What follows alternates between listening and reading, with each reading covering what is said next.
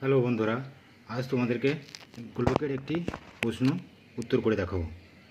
তাহলে প্রশ্নটি হচ্ছে, দুটি গোলকাকার ঘনবস্তুর সমগ্র তলের ক্ষেত্রফলের অনুপাত 1:4 হলে তাদের আয়তনের অনুপাত কী হবে।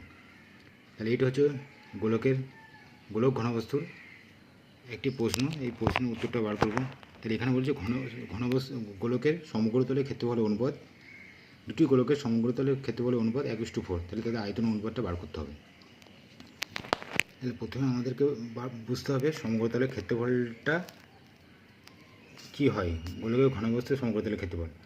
তাহলে একটা গোলকের সমগ্রতলের ক্ষেত্রফলটা হচ্ছে, সূত্রটা হচ্ছে 4πr², যেখানে আর হচ্ছে গোলকটার ব্যাসার্ধ। তাহলে করব, ধরি গোলক ঘনবস্তুটির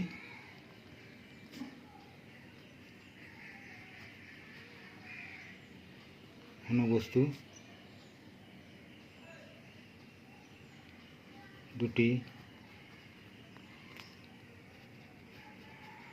ব্যাসার্ধ যথাক্রমে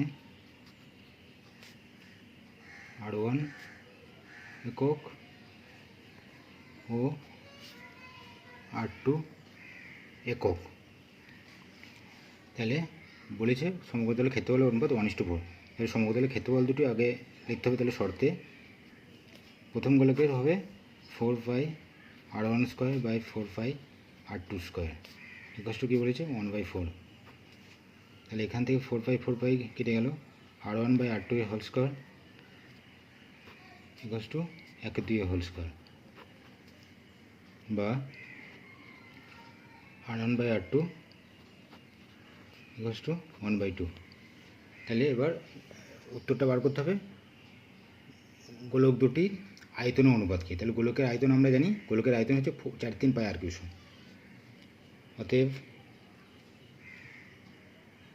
4/3πr1³ / 4/3πr2³ সমান r1³ / r2³। ঠিক আছে, r1/r2³ r1/r2 আমরা জানি কত, 1/2। তাহলে কী হবে 1/2 3³ ইকুয়াল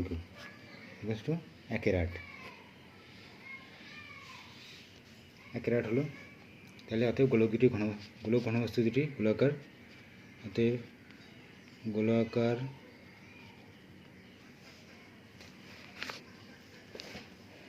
গোলাকার ঘনবস্তু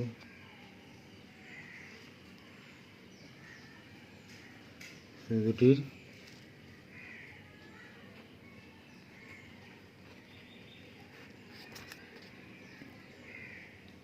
আয়তনের অনুপাত